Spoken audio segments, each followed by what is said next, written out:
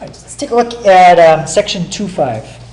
2.5 is similar to what we did yesterday. It's still solving inequalities, except now we're going to look at higher order ones, like quadratic, cubic, rather than just linear ones. Just a reminder of the formula we've done before. This is for projectile motion. So the formula is negative 16t squared plus v sub 0t plus s sub 0. And s is the height of the object.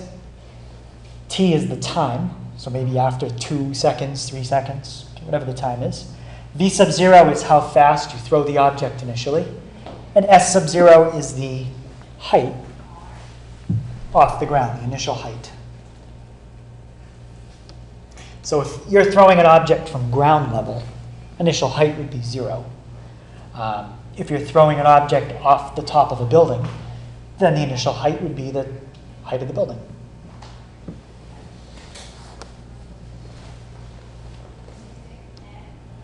Does everyone have the formula for projectile motion? It's probably in your notes already, but it is helpful to copy it again. Yeah, we're going to need it, so you might as well put it on this page. All right, we're going to use a graphing calculator to solve this. We're taking a ball, we're going to throw it straight up from ground level, which means my initial height is 0. We're throwing it at an initial speed of 80 feet per second. All right, so first thing I want to know is when is the ball at least 64 feet above the ground? Okay, what word in this sentence tells you we're dealing with an inequality? The at least part. At least, yep. If it said when is the ball exactly 64 feet above the ground, that'd be an equation. Right, so we want to know basically when our object is greater than or equal. Okay, that's what at least means. It's at least 64 feet. So 64 or higher. And now I need my equation. So I've got negative 16 t squared plus v sub 0 t. Tom, what's v sub 0 in this case? 80. Yep, 80. 80 feet per second. Bless you. And we already said initial height. We're throwing it from ground level. Initial height is 0. All right, so as I wrote in the directions, we're going to take a kind of a graphing calculator approach. Let's take what's on the left, put it in y1, put the right in y2. All right, so we have negative 16x squared plus 80x, and put 64 in y2. So when we graph this, we're looking for where the parabola, that's what's going to be in blue, is above or equal to the red line. All right, so we're putting in a red line up at y equals 64. So you got to set your y max at least to that. Okay, I would assume it even goes a little higher. Let's set it up at 90. Okay, don't worry about the object going underground. That's not going to happen. And we don't really need to worry about negative time. What we don't know is how long this is in the air for. Let's assume it's not in the air for more than 8 seconds. All right, if it is, we're going to cut part of the graph off and we'll fix it.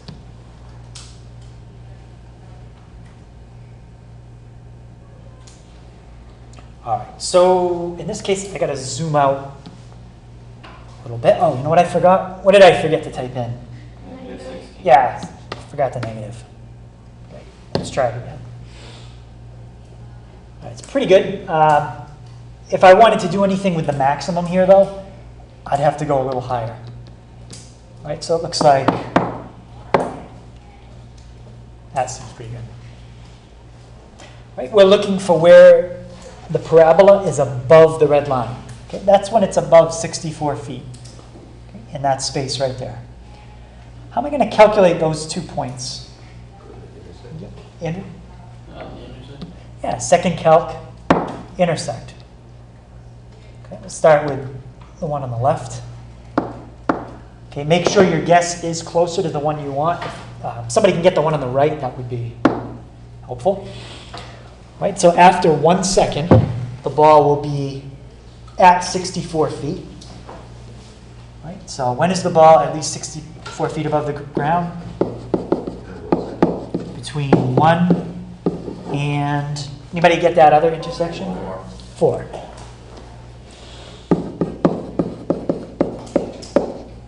Okay. So between 1 and 4 seconds, it's above that. After 4 seconds, it's going to drop back down. Before 1 second, it's also below 64 feet. Any questions on that?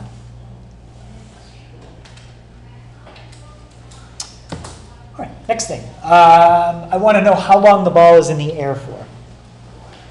This time I want to try to do it with algebra. Right, so the first thing I'm going to need is my equation that models the path of the ball again. Someone remind me, what's my equation for this object with the 80 feet per second?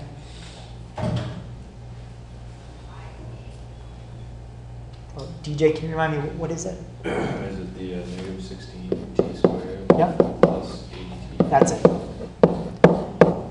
Now, this time we want to know how long the ball is in the air for. So what does that mean about its height? It's really another way of saying we want to know when its height is what? Yep, sure. The maximum. We could ask about the maximum.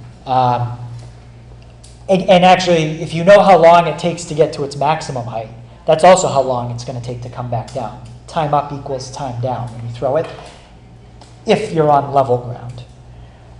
But in this case, we're actually not going to find the maximum. We want to just know when the height is. 0. When it equals 0 or when? When it's greater than 0. Yeah. We want to know the times when the height is above 0. Now, technically, the book did it as greater than or equal. When the height equals 0, then you're back on the ground. So, but that's fine. We'll do it this way.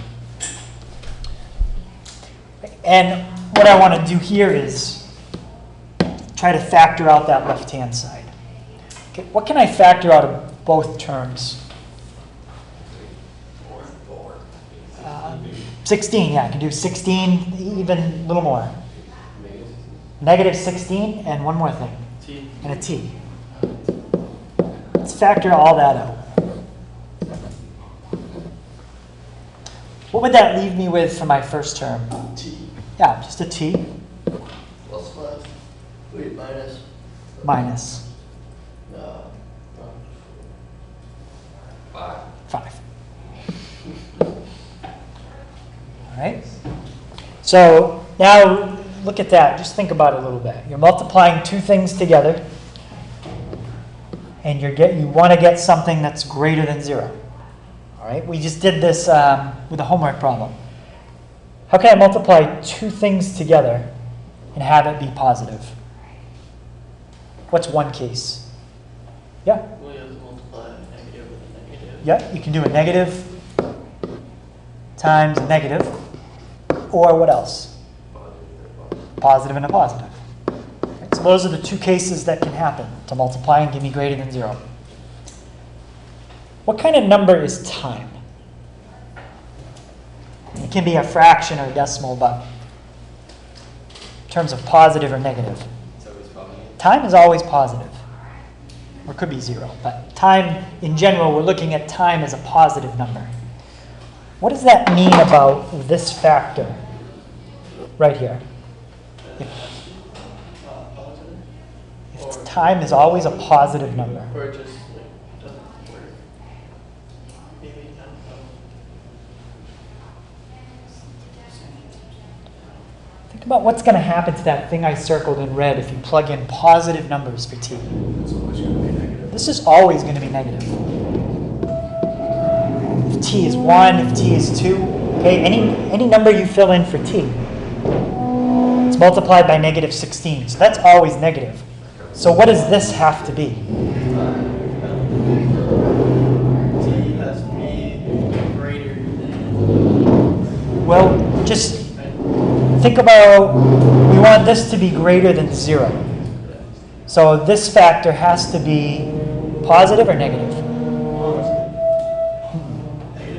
It's got to be negative. The only way, remember, this case isn't going to work, right?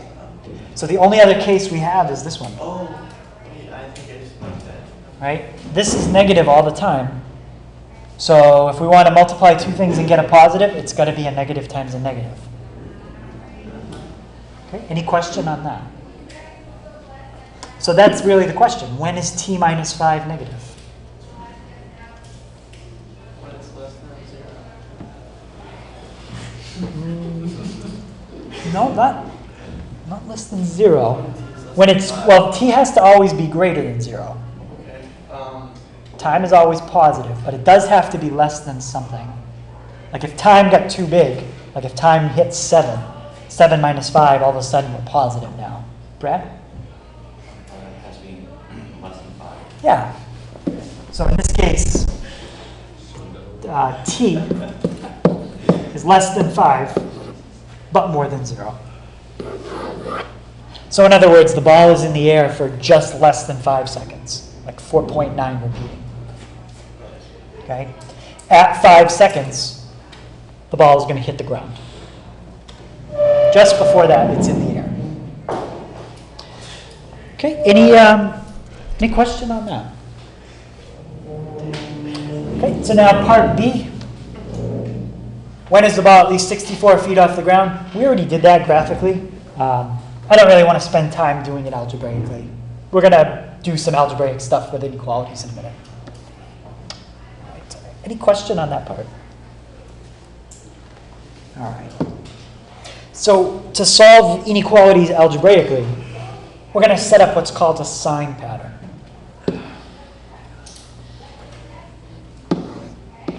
Okay, I'm going to try to show you how it works. So every linear factor is 0 at exactly one number, meaning there is some number you can plug in for this, and only one number that would make this 0. Okay? There's another number you could plug in for this bottom one, and only one number that would make it 0.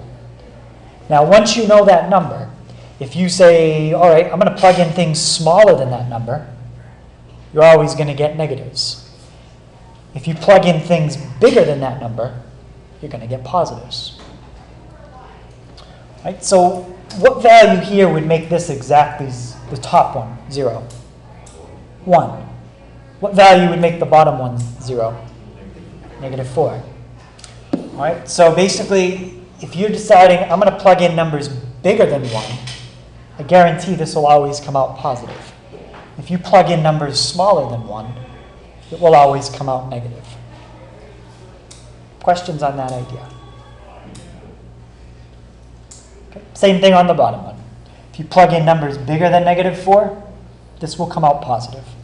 Plug in numbers smaller than negative 4, comes out negative. Right? And what we're going to do is represent that on a number line. So we'll draw a number line for each factor that we have. On that number line, we're going to mark the 0 point, the number that makes it 0. And once you put that mark on the number line, you're going to separate the number line into two regions. Okay? There'll be a region to the left of that number and a region to the right.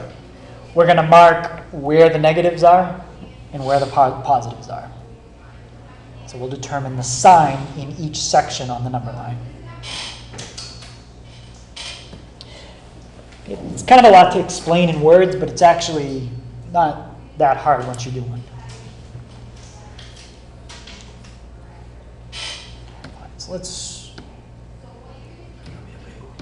look at an example. Okay, this last part, I'll explain this in a second. I just want to try to do the first part, and then we'll look at the last part. All right, so I want to know when this inequality is greater than 0. Well, this whole method, okay, this sign pattern method, depends on being able to factor. if you can't factor, this whole thing doesn't work. All right, so if I want you to do a sign pattern, I got to give you problems that factor. All right, so the first thing you want to do to factor it, get it equal to 0, or get 0 on one side. That's already done here. Next thing is I'm going to try to factor it. What's going to be my first term in each parenthesis? Good. One's going to be 2x, the other one's going to be x. Graham, what about my signs? I want to get a positive middle, negative constant.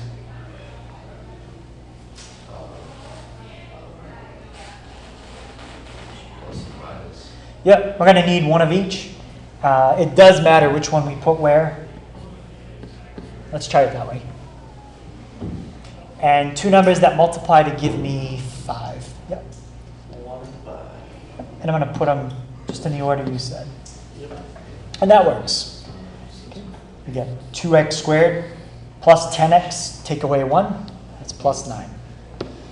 Right. Now what we're going to do is make a number line for each of these factors.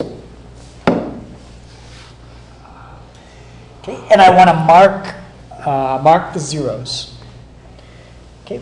What value would make 2x minus 1? 0.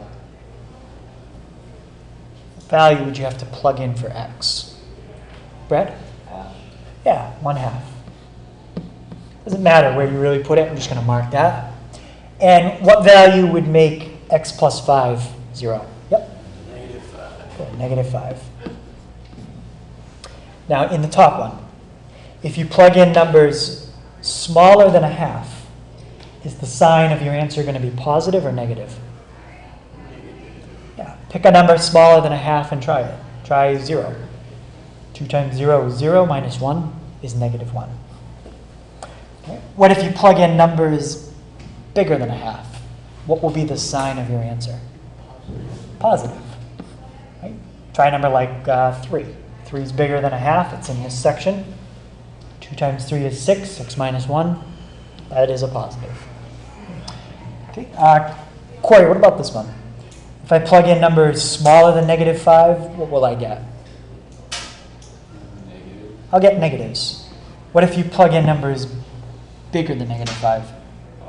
You'll get positives. Okay. Any question on that? Okay. Now the last step is basically to put these two together. So we're going to make a number line that combines these two. All right. On the final number line, mark both zeros. Okay. -5 and 1/2. All right. Now, how many regions do I have on the number line here?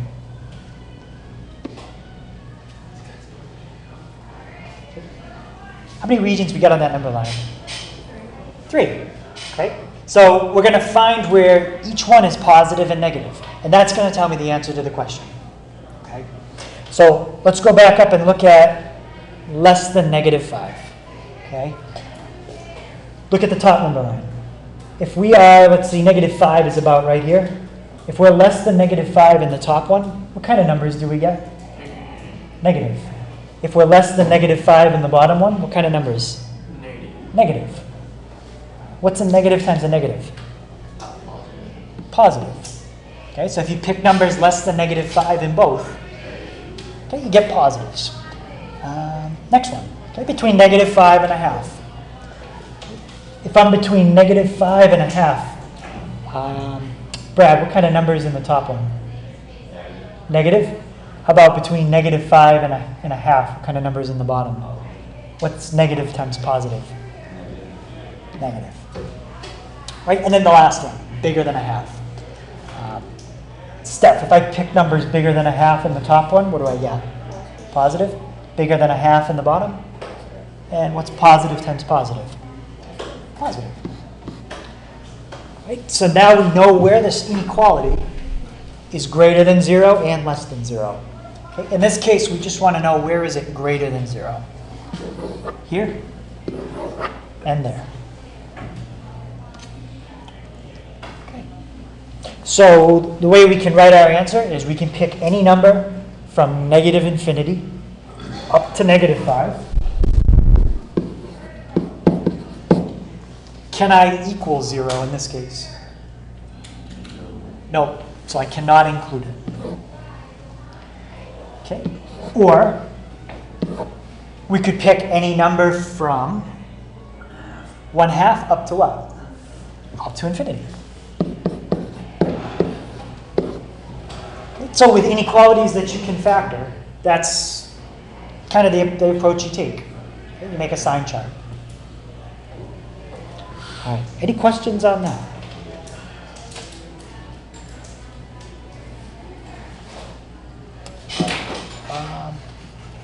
Okay, the next one, I've already factored it for you. Okay, it would have been a little harder to factor by hand, so I did it. And how many factors do I have in this one? Shelby?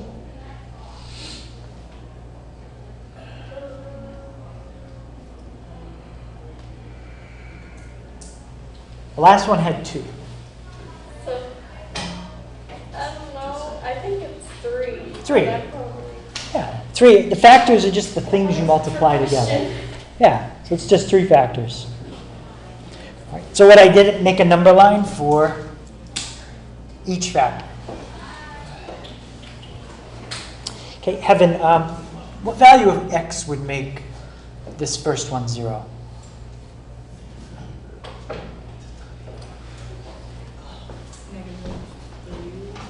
I'm sorry, just, yeah, this one. Yeah, 0. Okay, that's the value we'd plug in to make that 0. The next one, haven't you already said that? -3. And Tom, can you give me my last one?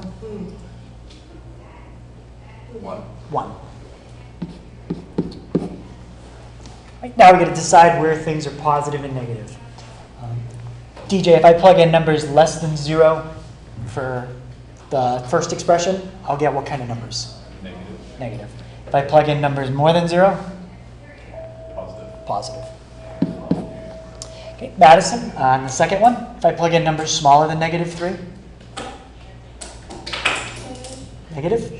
Plug in numbers bigger than -3? Positive. Right, and the last one. Brad, if I plug in numbers below -1 into x minus 1? Well, try 0. See what happens. Yeah. Get a negative. Plug in numbers bigger than 1? Positive. Okay, so now we know what's happening, where the zeros are for each factor. Now put it all together. Okay, mark -3, 0, and 1.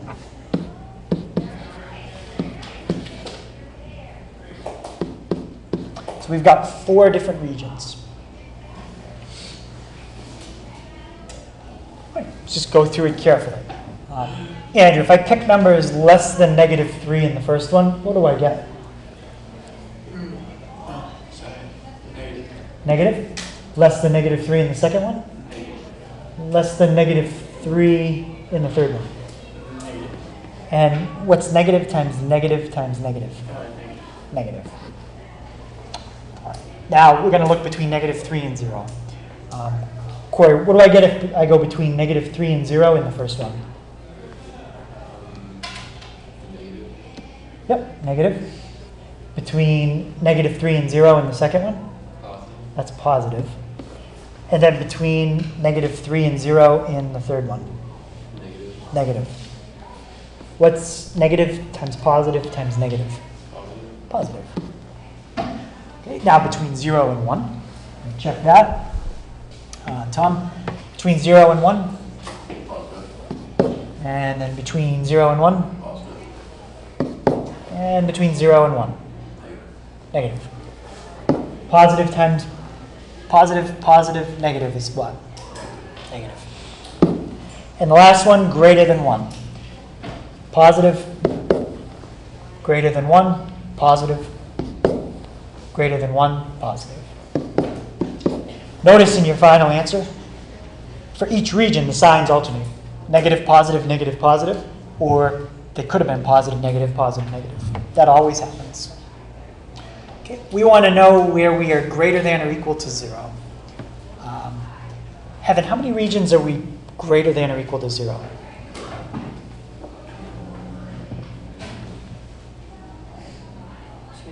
2. Here and here. DJ, can you describe this first region as an interval for me? What, from, And we can equal the number this time. so from -3,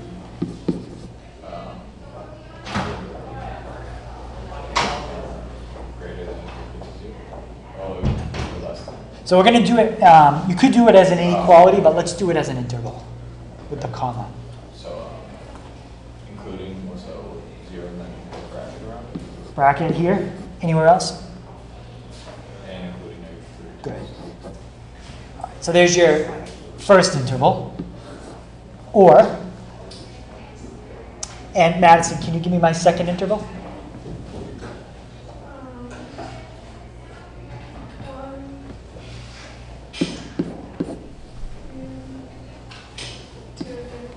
One to infinity. And what about my symbols? Yep, definitely we can include 1 and infinity. Yep, we can't include that because we don't reach it. Okay, questions on that one?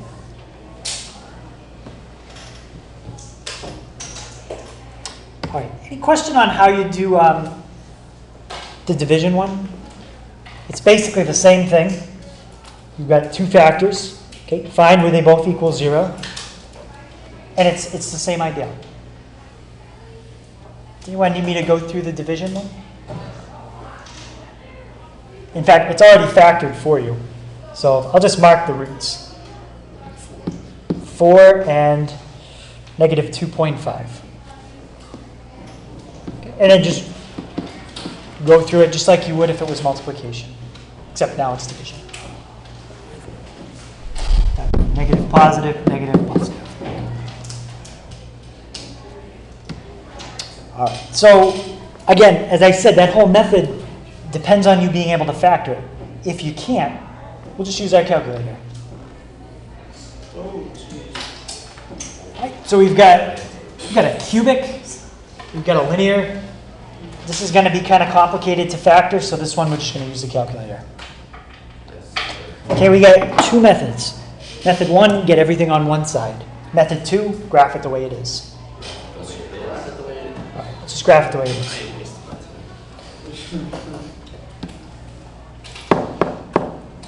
All right, so we got x cubed minus 2x squared.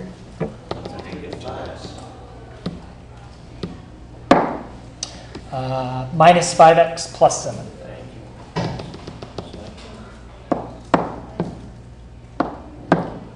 So you put that in y1, and then in y2, 2x plus 1.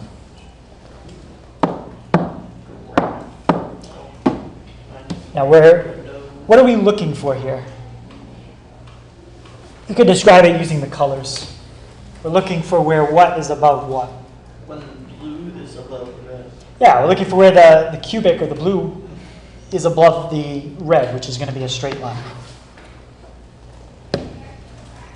I gotta adjust my window. Let's go zoom 6.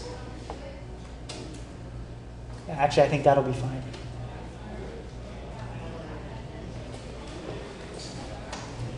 All right. So let's just take this, make a copy of it. So I have basically 3 points. First thing I need to do is find the coordinates of those 3 intersections. Okay, I'll do the one all the way on the right. Okay, if you're over by my desk, maybe you could do the one in the middle, and then closest to the windows, you guys do the one on the left. All right, so. I got the one on the left. Okay, so the one all the way on the right, that's at 3.51,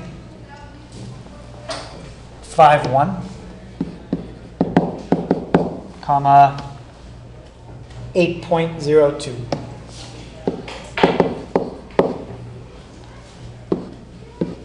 Okay, Andrew, you said you had the one on the left? Yep, negative 2.26 and negative 3.53. Okay. And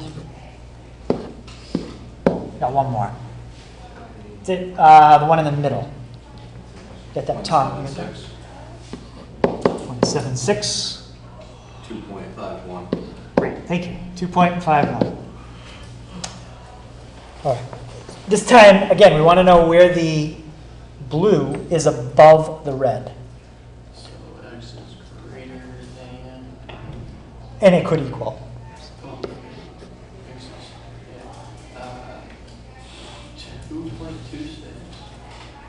Right, or, no, 3.53. So remember, when you describe an interval, you're using x values. So we really don't need the y values here, but we just wrote them down. Okay, so negative 2.26. That's negative 2.26 up to what? 0.76. Yep, so it's increasing over that interval. Good. Or not increasing, I'm sorry, above the red line. Is it above the red line anywhere else? Yes. Yep. Where else? From 3.51 to infinity. Nice. 3.51 to infinity.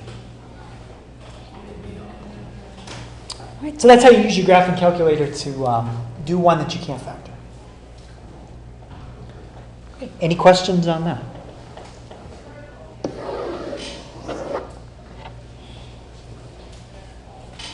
All right.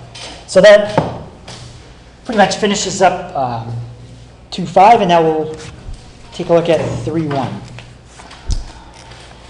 All right, so inequalities, okay, we're done with that. Now we're going to look at graphing polynomials. Okay, what we're going to learn in this chapter is basically just kind of how basic polynomials look, how many twists and turns they can take depending on the highest exponent, things like that. Okay, so there's the general form of a polynomial. Usually it starts out with some number times x to the highest power. Then the power goes down again, keeps going down. Usually we end with a constant. So this could be something like 4x squared plus 4x cubed plus 9x squared plus 3x minus 7. All right, so all the a's are coefficients. All the n's, n minus 1s, those would be your exponents going down. Okay, for something to be a polynomial, it's important that n is a non-negative integer. So something like this is not a polynomial because it has a negative exponent. Something like this is also not a polynomial because it has a decimal exponent. So exponents have to be non-negative integers. And the coefficients in front all have to be real numbers. So this is not a polynomial.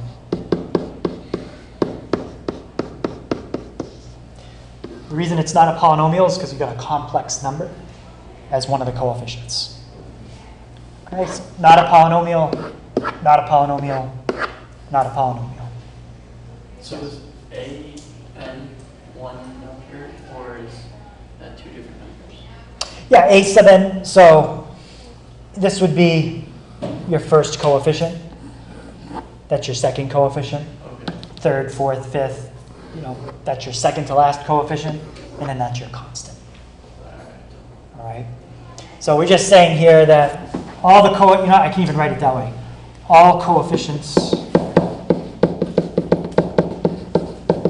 are real numbers. Just takes me a little longer to write it out. So those are both important. Okay, as long as your highest term doesn't have a 0 as its coefficient, then that term is the degree of the polynomial. So if we had something like 3x cubed minus 4x squared plus 5x minus 6. Okay, basically the highest exponent there is my degree.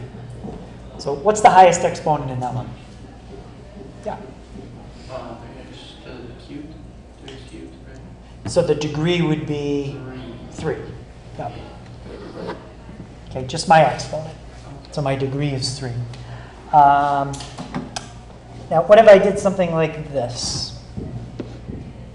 Let's see, plus 8x to the 4th minus 6. What's the degree of that? Yep. It's 4, but it's not written the way it should be. It should be in descending order, so we should probably put that term first. Okay. What about if I did something like this?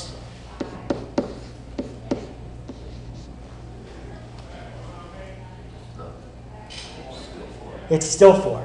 Okay, even though I have an exponent of 9, this term really doesn't even exist. It's 0x to the 9th. So we don't even need it. All right, so as long as they don't do something tricky like that, the highest exponent is your degree. Okay, a couple ones with exponents have special names. Okay, if the degree is 1, it's linear. How about degree 2? Okay, you could say squared, or what's another name for that? Yeah, quadratic. How about degree 3? Cubic. Yeah. Degree 4, we could say quartic, or degree 5, we could say quintic. Beyond that, we just say the degree is 6, degree is 7, degree is 8. There's no other names.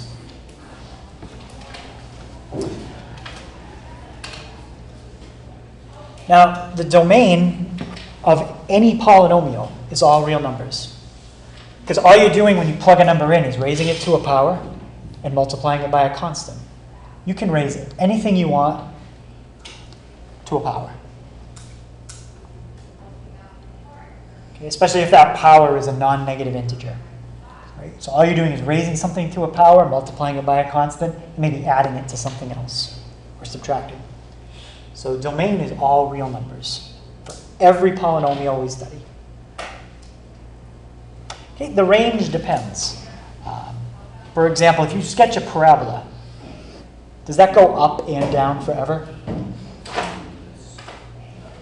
Yes and no. Well, how about this? What about this one? Forever, but it doesn't go down. Yeah, this one has a minimum and goes up forever. This one would have a maximum and go down forever. So the range, it depends. Okay, it depends on the polynomial. But the domain is always the same, all real numbers. All right, so one type of polynomial I just mentioned, those are your cubic polynomials. They have this form to them. And that's how they look. In fact, if we still have it in here, yeah, the one in blue, that's a cubic polynomial because the highest exponent is 3. So if you've got a degree 3, how many turns, count them on that graph, how many turns is the blue graph taking? 2. The number of turns that a polynomial takes is always 1 less than its degree. Or I should say, it could take that many turns. Okay? It doesn't have to, but it can. So I'll just put can take 2 turns at most. Here's a cubic that doesn't turn. Okay? Just very, very simple cubic. X cubed. Kind of looks like it gets a little bit flat in the middle, but it doesn't really turn back on itself. So if it was like 2x to the 3rd, what would it be? Yeah, if you graph 2x to the 3rd, it would still look pretty much like that. It's when you start throwing in other things, like throw in an x squared term and an x term, then you start to change the behavior to do other things.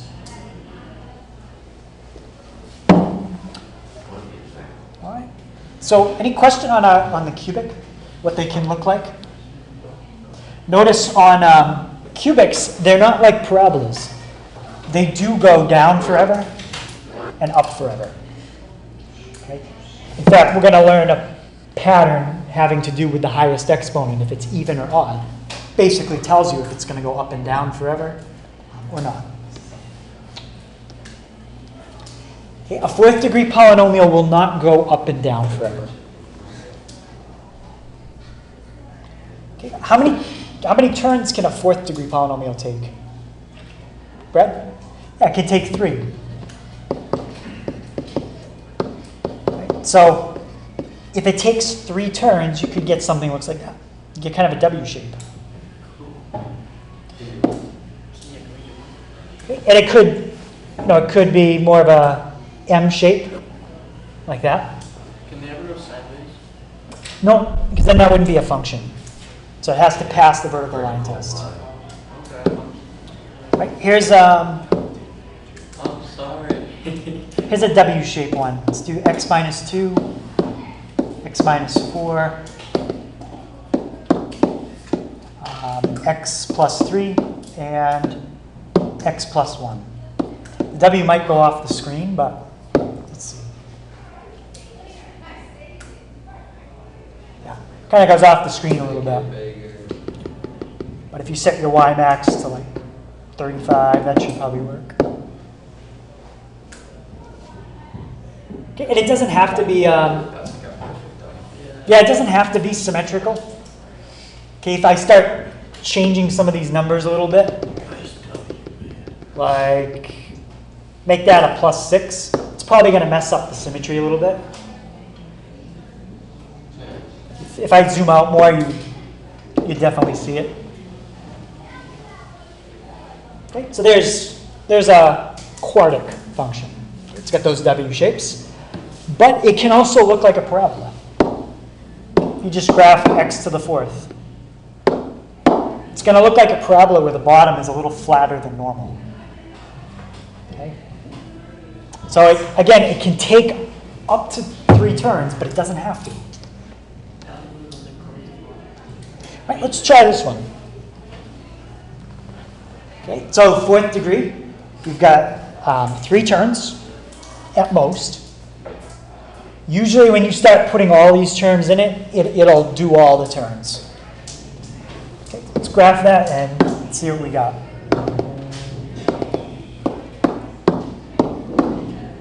So we got x to the 4th plus 5x cubed plus 2x squared minus 8x plus 1. Okay, I always start with the standard window and then just kind of work from there. It's actually not too bad. What I would do is put your y min a little lower, maybe negative 20.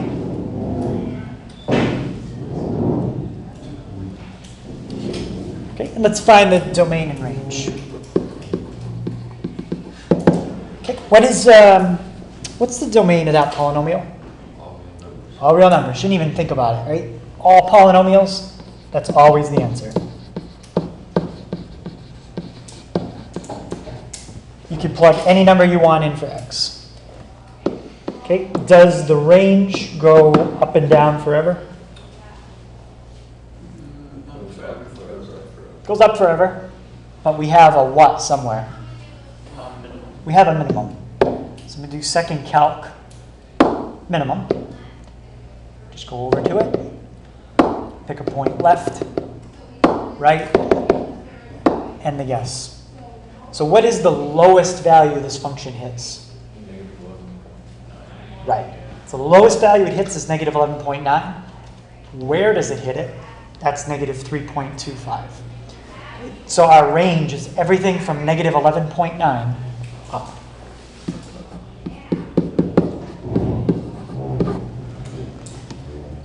And including it. We do actually hit negative 11.9 right there. Okay, any questions? Or if you wanted to go 2 decimal places, you could put 0.95. That's fine. Any question on that? Finding domain and range? Domain's super easy. All right, fifth degree polynomials, you can look at page 143. But the important thing is, how many times can they turn? Yeah. Up to 4 times. So basically, they look like a cubic, except they can take one extra turn in the middle. So they could go up, they could come down, back down, back up. Okay, that's 1, 2, 3, 4 turns. They don't have to look symmetrical, but depends on how they write out the equation. All right, when we start taking all these like little twists and turns, okay, we have a couple special things that happen. Okay, we get what's called a local max and a local min. Okay, what we're saying here is not that this is the lowest value that this thing hits, okay, because this one goes down forever. But it's the lowest point compared to a bunch of other points around it. So if we just focus on that box, this point is lower than everything else around it. So we call it a local minimum. Okay, this other point is a local maximum. It's not the highest point that it'll ever hit. Okay, if something has a maximum that's higher than everything else, okay, think of a parabola, that's called a global max. Not just locally higher than everything else. It's higher than everything else, period. Okay? But this is an example of a local max and a local min. Okay, so local maximum, point that's higher than all other points around it. A local min is a point that's lower than all other points around it. Okay, and together, when you put those two things together, those are called local extrema. Right? So on the test or the homework, if I ask you guys to find local extrema, all I want you to do is to find the local maxes and mins. And we do it right on the calculator. Okay, if you take calculus next year, you can find local extrema using calculus without a graphing calculator.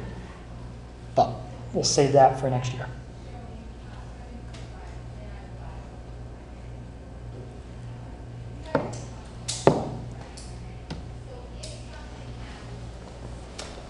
So what I want to do is type in x cubed minus 4x.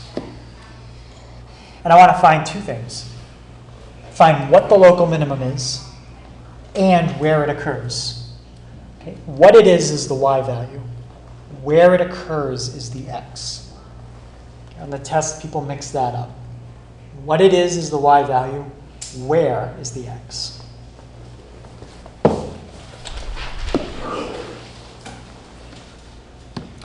So type in x cubed minus 4x. That window is fine. Okay, whatever I'm using. All right, local min. How many local minimums do I have in that graph? Yeah, just one. So we're going to go second calc minimum and find the minimum.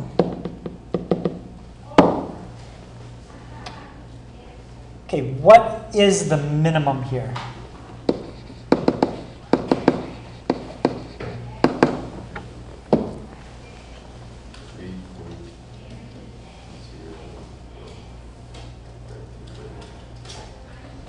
Careful with your sign. Yeah, so this is negative, right? Negative 3.08.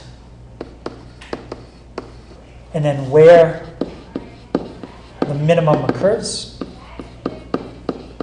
that's the x value that you plug in to get that minimum. Okay, what's the x value that gives me that minimum?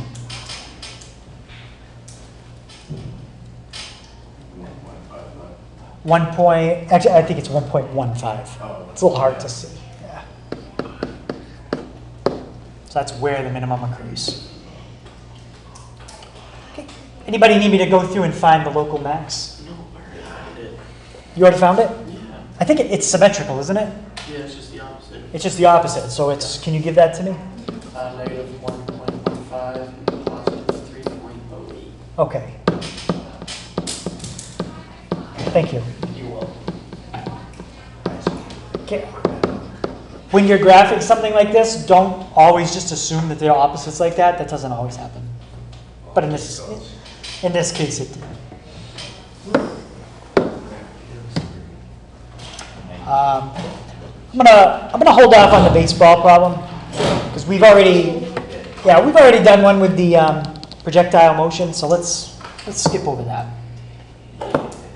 Let's go to the last thing. Okay, increasing and decreasing. Okay, if you look at that function on the board, where is it increasing? From what to what? Yep. From point B to point C. Yeah, over the interval B to C. Okay, when we describe increasing and decreasing, we usually use an open interval. Right at B or C, it's not doing anything. It's like in between increasing and decreasing. What about decreasing? Where's that function decreasing? Yep. From between A and B and C and D. Yep, between A and B, it's decreasing. And then between C and D.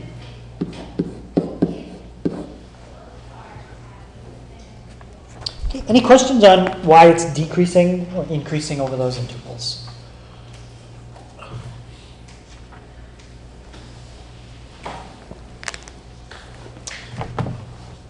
So what happens as a graph goes from increasing to decreasing?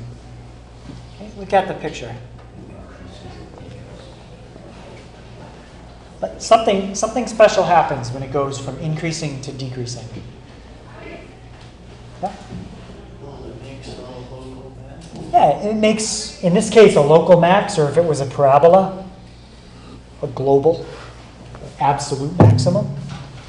All right, so as a graph goes from increasing to decreasing, we get the maximum. Could be local or global.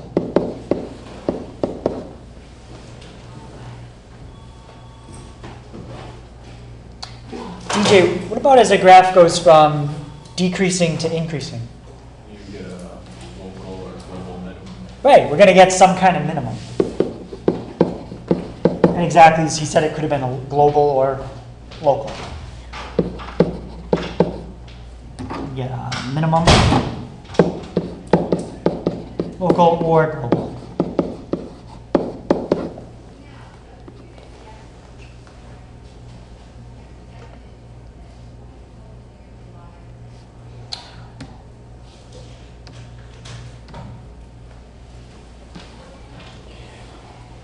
Right, so what does that really mean? If we say a function is increasing, obviously you guys looked at it, you knew what it meant, okay, because we were able to figure that out. But what does it really mean if a function is increasing? How do you describe that? What's going on?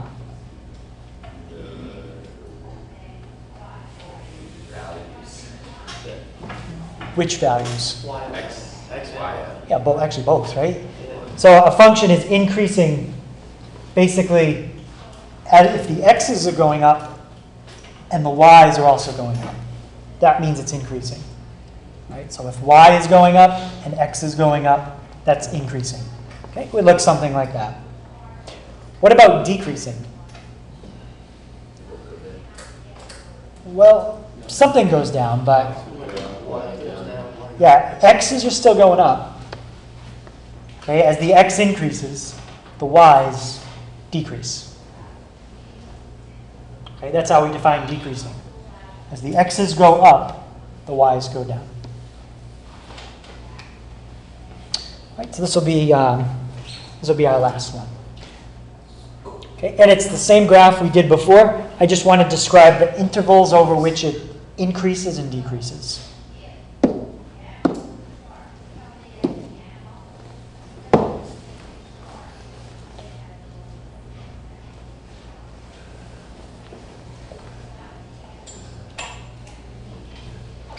what I'll do first, let me just make a copy of it. And let's just mark these points. That point's important. Oops, not that point. This point and that point. Okay, what were the coordinates of these 2 points? I know they were symmetrical, but. Well, the middle was 1.15. It says right in infinity. Oh, that one I got, yeah. Yeah, and then the other one's the opposite, which is negative 1.15 and positive 3.08. So we got that one. And yeah, negative 1.15, positive 3.08. All right, so when you describe increasing and decreasing, all you're doing is describing the x values. Okay, don't worry about the y's. Let's start with increasing. All right, Graham, can you tell me, actually 2 intervals where this is increasing? Probably. Well, increases. Are we like labeling the dots or like We're going to write intervals, just like this. intervals? So like those from what here, like the like dot now, like the point on the right. It goes up from there. Okay, so that's one of them. Yep, from where? It goes up. 1.15 to Infinity. infinity. Yep, and where else is it increasing? Brett? From negative infinity to negative Right. 1.15. Yeah. Negative infinity up to negative 1.15. All right, so that's increasing. And Shelby, where is it decreasing? From negative 1.15 Yeah. to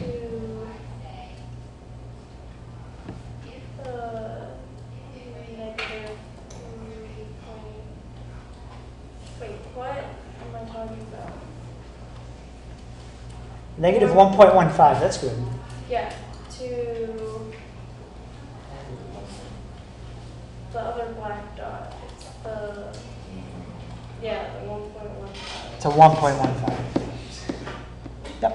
Trying to do it on my own. It's like, All right, so that's the only interval that it's decreasing on. Okay. So these intervals for increasing are unbounded.